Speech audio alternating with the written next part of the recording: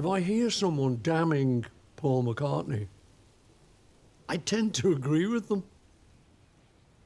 So when everyone was saying I broke up the Beatles and I was just overbearing and all of that, I kind of bought into it. I thought that's, the kind of bastard I am. It leaves you in this kind of no man's land.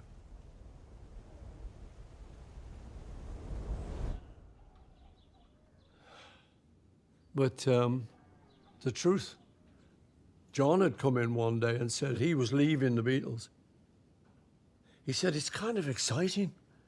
It's like telling someone you want a divorce. We are so honored to have you on with us today, as we always are. You always bring us a great movie. And of course, Paul has been somebody who we've been so fascinated. And now we feel like we get to know him a little bit here. So this is kind of cool and very cool for you, right? Absolutely. I'm lifelong Beatles fan, Paul fan, Wings fan.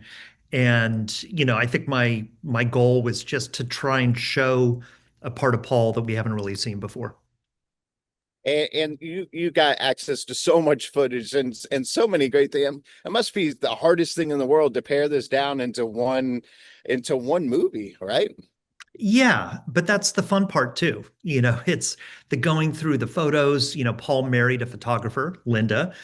That helps, but she was taking pictures of everything. She was shooting home movies. They had a 16 millimeter camera. And there are all these things in the film that just start clicking. When you actually see what their kitchen looks like and you see what, the story Paul tells about almost drowning in Hawaii, suddenly the home movies tell the whole story.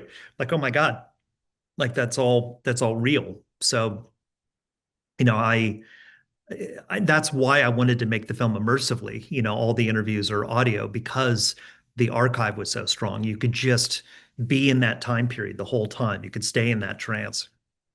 And also, does it make you a little bit more apprehensive because he's alive and well, and of course, he'll have something to say. So it's kind of like, and this is your hero, right? It is, but also, I have to take off my fan hat and put on my filmmaker hat. And in a way, I wanted to take the idea that Paul McCartney, the musical genius, like just put that on the shelf. Like we all know that, we've heard that. This is a story about a guy named Paul who's dealing with the breakup of his band and has to go ask himself these really important questions. And, the music comes, but it's really that emotional story I want to put at its core. And also, I think that a lot of kids are going to discover the music too. I mean, we always think that the music will live on and on, but it's things like these that certainly help. And that's also got to be one of the great things too, right? I just, in the past week, screened it for a couple of student audiences who don't really know the story and they maybe know a little bit of the music. And it's worked really well. Like they've responded to it because, in a way, the film is about how to be an artist in the world, like how to ask these questions of how do you balance everything? How do you listen to yourself and not what people tell you to do? And Paul, maybe he would say to a fault, never listen to anybody. That Paul had crazy ideas. And whenever he said them to Linda, she'd say, it's allowed.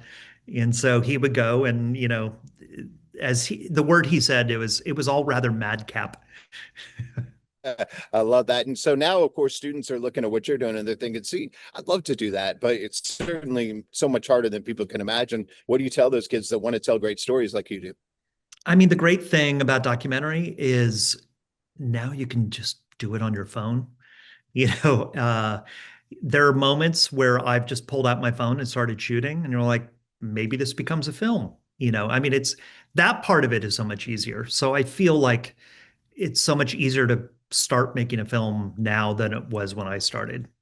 So, I just encourage people to make stuff as much as you can. And then, of course, part of that is mindset too. And we talk about that on the show. What do you keep in mind when you're going into such a big project like this that's going to have so many eyeballs on it? What do you tell yourself that keeps you on the right path? I mean, going into things, I actually really try and have no preconceptions. In other words, I'm not there trying to prove a point, and I'm not there to praise somebody, and I'm not there to bury them. I'm just trying to understand, and I think that's my take. I'm not a polemical filmmaker. I'm more of a journalistic filmmaker in that way of like, I'm just trying to understand the essence of my subject and communicate it because filmmaking is reductive, but really just trying to understand the essence of what was going on. And that is actually very freeing because then I'm reacting. I'm discovering things too, as opposed to having pre-decided what the whole film was. I love the discovery of documentary. Well, so then is it that you want us to help us understand Paul and his life at the time? Because if so, you absolutely did it.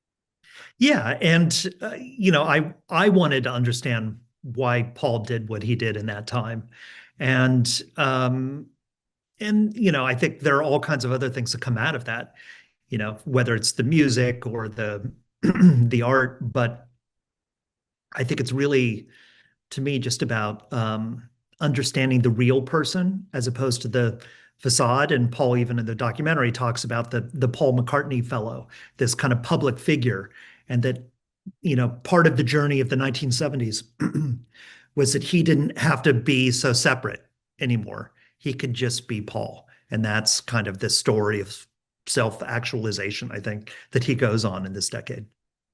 Well, it's a beautiful film where you tell everyone to check it out. Thank you, as always, for bringing us a great film and for your great answers today. Look forward to talking to you again soon. Absolutely. Take it Hey, easy. thank you.